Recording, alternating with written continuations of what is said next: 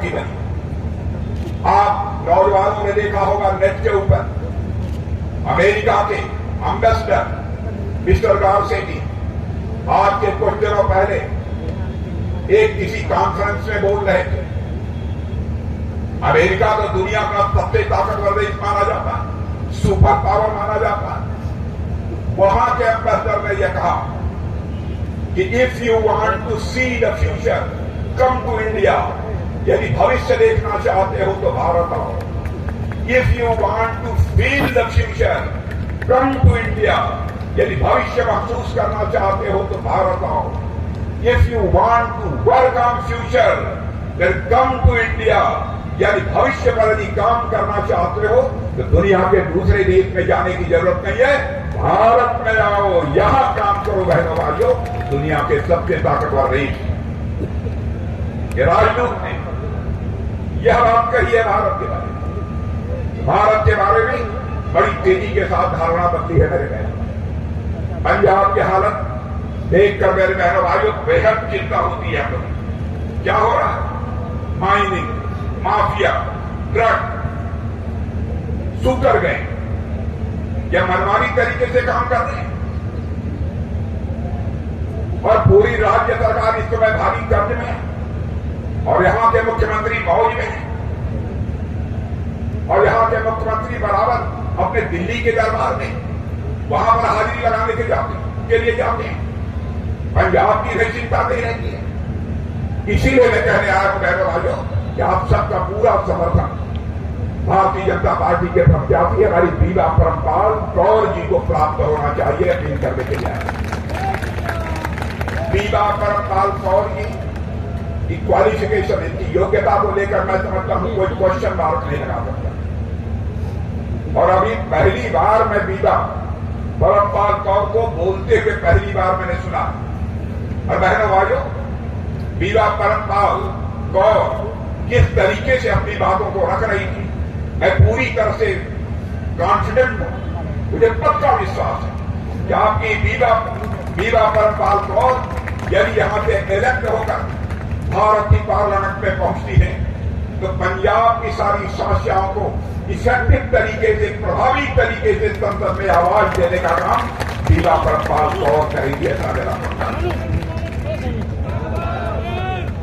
और मैं चाहता हूं कि सचमुच यदि बीबा परमपाल कौर को अपना समर्थन देना चाहते हैं, सारे लोग एक बार हाथ उठाकर तालियां बजा दीजिए और अपना आशीर्वाद, अपना समर्थन बीबा परमपाल कौर को दीजिए।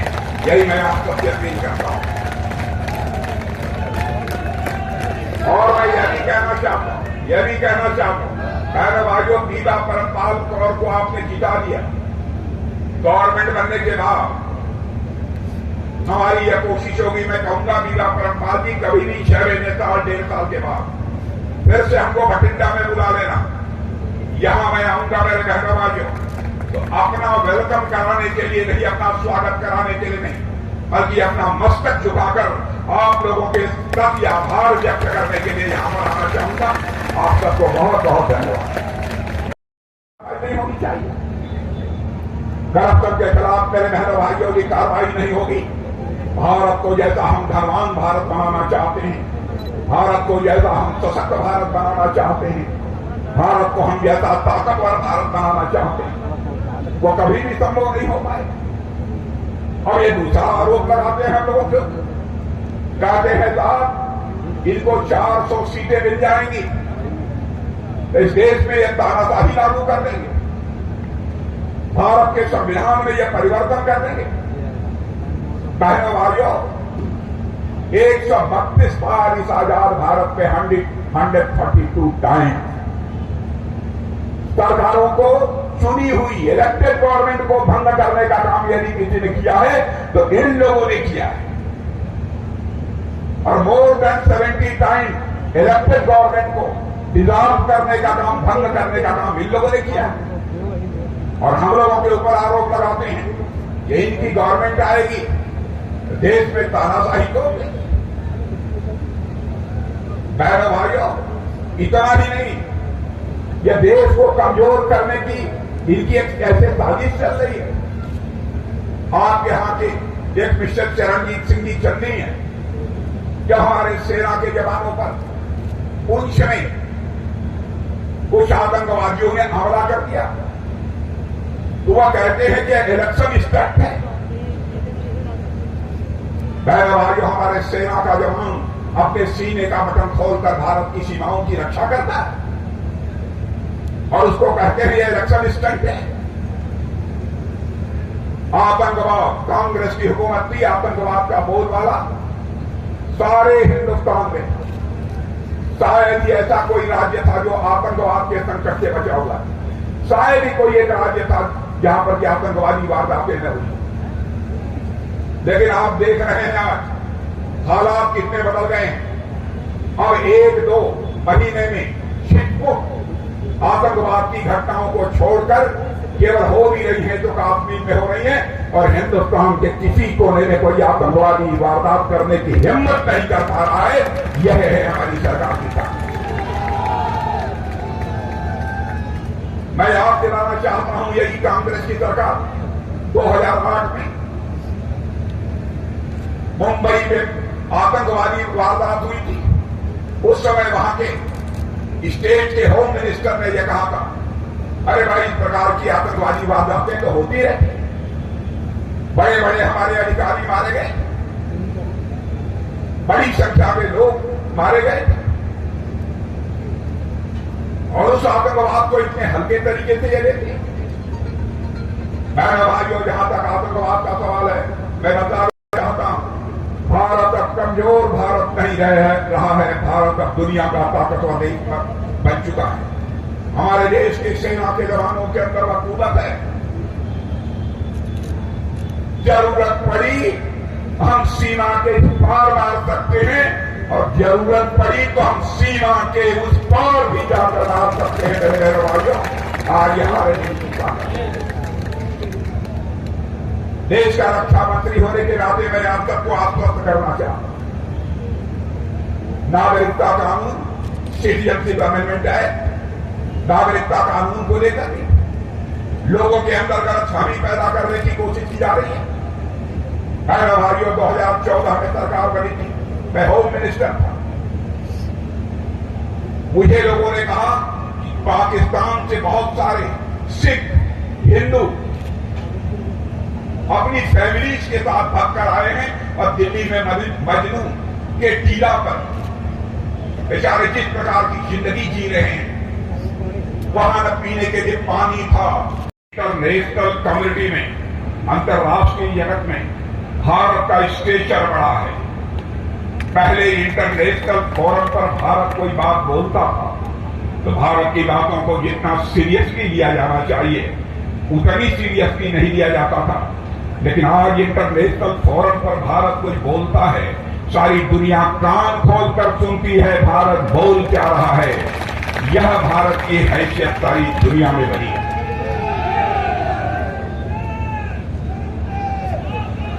मेरे बहन भाइयों, देश की इकॉनमी, धन दौलत के मामले में भारत के बारे में सारी दुनिया में यह धारणा थी, यह गरीबों का देश है भारत, यह कमजोर लोगों का यह देश है भारत।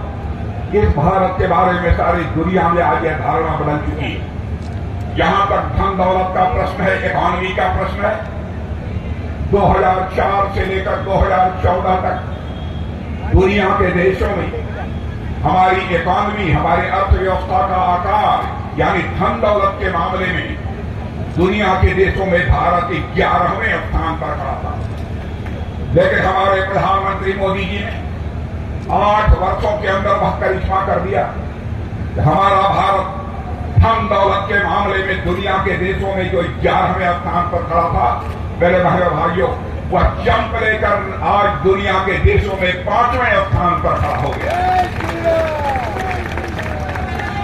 मैं ही नहीं बल्कि दुनिया के अर्थशास्त्री और बड़ी बड़ी फाइनेंशियल फर्म जब इस बात का दावा कर रही हैं, दुनिया में सबसे तेजी से आगे बढ़ने वाली इकॉनमी, दुनिया में सबसे तेजी से आगे बढ़ने वाली अर्थव्यवस्था यदि किसी देश की है तो मेरे बहनों भाइयों, वह हमारे और आपके देश या भारत की है। मेरे बहनों भाइयों, लोगों का मानना है भारत यदि मोदी जी के नेतृत्व में ऐसे ही आगे बढ़ता गया वह दिन दूर नहीं है, यानी 2027 2027 आते आते हमारा भारत दुनिया के टॉप 3 कंट्रीज में आकर खड़ा हो जाए। मेरे बहन भाइयों, एक अमेरिका होगा, दूसरा चाइना होगा, तीसरा देश दुनिया में कोई होगा तो हमारा आपका देश है भारत। यह भारत की हैसियत सारी दुनिया में बनी है। हमारे प्राइम मिनिस्टर का यह संकल्प है 2047 तक भारत को हम दुनिया की डेवलप्ड कंट्रीज के रूप में खड़ा करेंगे। यह कोई छोटा संकल्प नहीं है, एक छोटी प्रतिज्ञा नहीं है। और मैं जितना जानता हूं, अर्थशास्त्र जितनी इकोनॉमिक्स में जानता हूं, उसके आधार पर मैं कह सकता हूं, बहनों भाइयों, भारत जिस तेजी के साथ आगे बढ़ रहा है ऐसे ही बढ़ता रहा तो 2070 2075 आते आते हमारा भारत यह दुनिया का सबसे धनवान देश बन जाएगा, सबसे रिच कंट्री दुनिया की ये भारत। अभी हमारी मीडिया ब्रह्माल जी चर्चा कर रही थी रूस और यूक्रेन की लड़ाई की। मेरे भाइयों, पिछले 2 वर्षों से रूस और यूक्रेन के बीच लड़ाई चल रही है। आपने देखा होगा रूस की तरफ से भी 2 बम, गोले, मिसाइल लगातार यूक्रेन के ऊपर चल रहे हैं और यूक्रेन की तरफ से भी लगातार 2 बम, गोले और मिसाइल चलाई जा रही। जब यह युद्ध शुरू हुआ था उस समय भारत के हमारे बहुत सारे बच्चे यूक्रेन में पढ़ाई करते थे।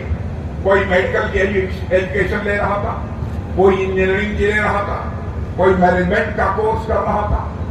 उनके माता पिता जो भारत में रहते थे उन्हें इस बात की चिंता हुई क्या होगा हमारे बच्चों का, यानी रूस की तरफ से कोई मिसाइल आकर हमारे बच्चे जहां रहते हैं वहां उस बिल्डिंग पर गिर गई, हमारे बच्चों की जिंदगी खतरे में पड़ जाएगी।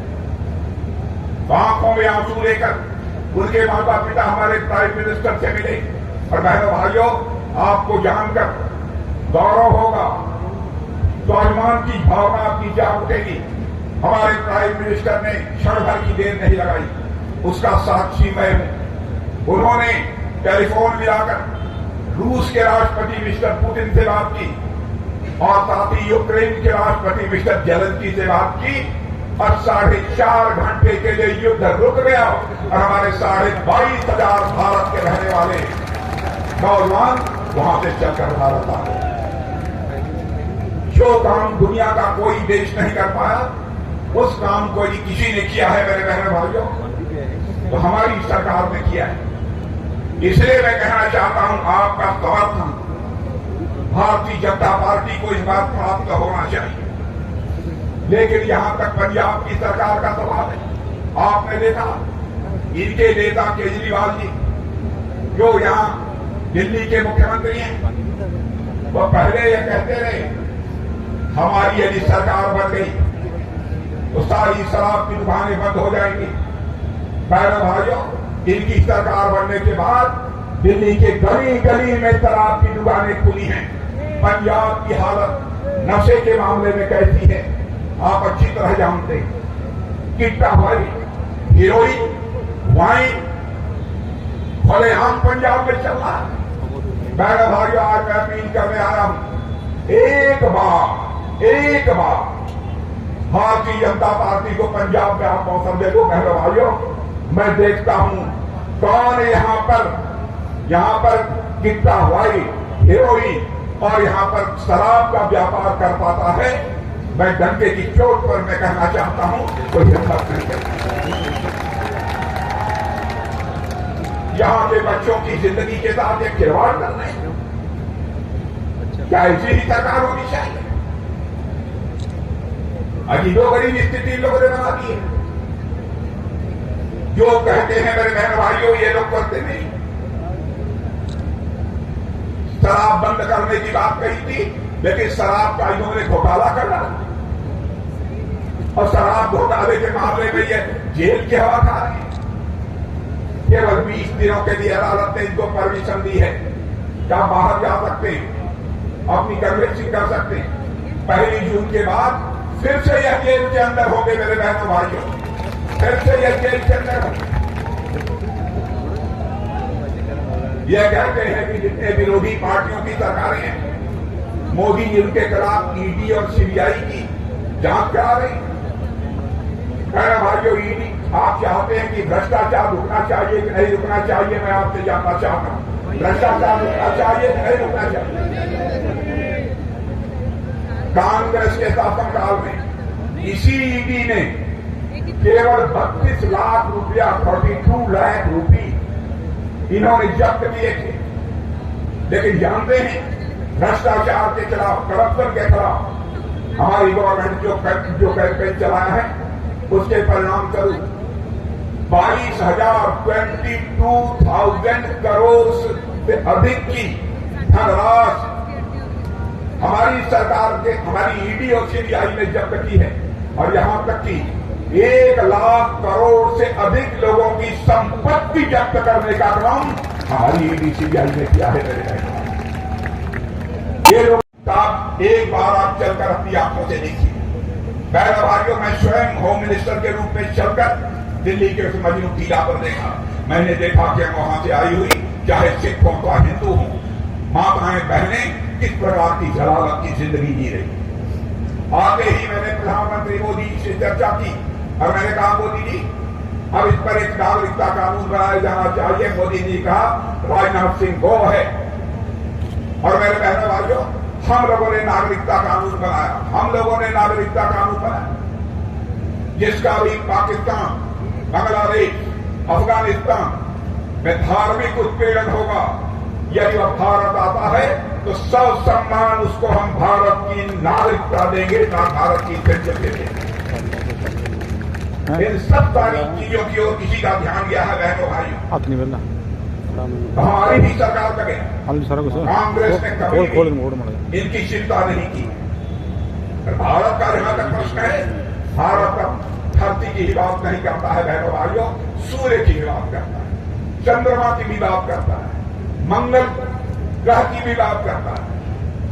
आपने देखा होगा, हमारे देश के वैज्ञानिकों ने यह कोशिश की थी कि हम चंद्रमा तक पहुंचे, लेकिन जब कामयाबी उनको नहीं मिल पाई तो उसके बाद हमारे प्रधानमंत्री ने वैज्ञानिक मिलकर उनकी पीठ थपथपाई थी और यह कहा था, मेरे बहादुर वैज्ञानिकों, चिंता मत करो, जितने पैसे की जरूरत होगी आपको मुहैया कराया जाएगा। उनकी हौसला अफजाई की और उसके बाद ऐसे हालात पैदा हो गए कि हमारे देश के बहादुर वैज्ञानिकों ने चंद्रयान 3 तैयार कर दिया बहनों भाइयों।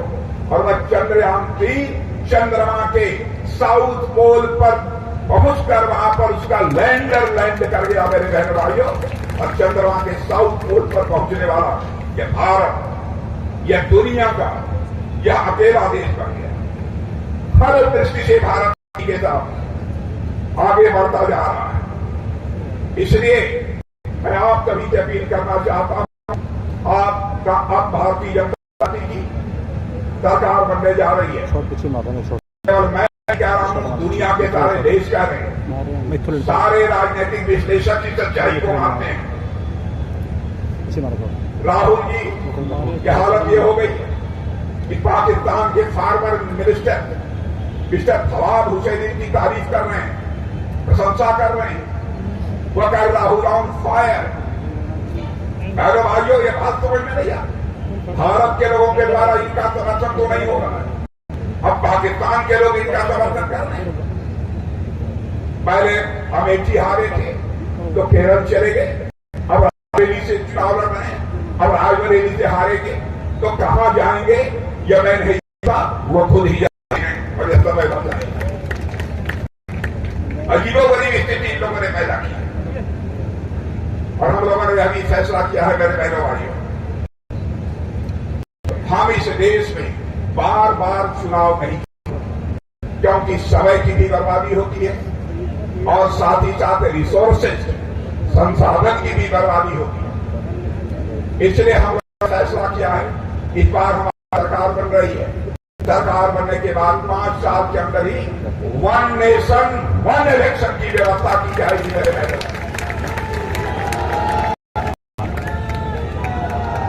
विधानसभा और लोकसभा ये चुनाव दोनों साथ होने चाहिए, यह हम लोगों का संकल्प है। ये लोग पहले भी बहुत सारी बातें करते रहे, लेकिन अपने किसी वादे को इन्होंने पूरा नहीं किया। इस काम को यदि कोई करेगा तो हम ही लोग करेंगे। और आज भारत के दुनिया के दूसरे देशों के राष्ट्राध्यक्ष कहते हैं फर्स्ट सेंचुरी या 21वीं सदी दुनिया में किसी देश की होने जा रही है, तो हमारे आपके देश की होने जा रही है। मेरे भाइयों, ये दुनिया डंके की चोट पर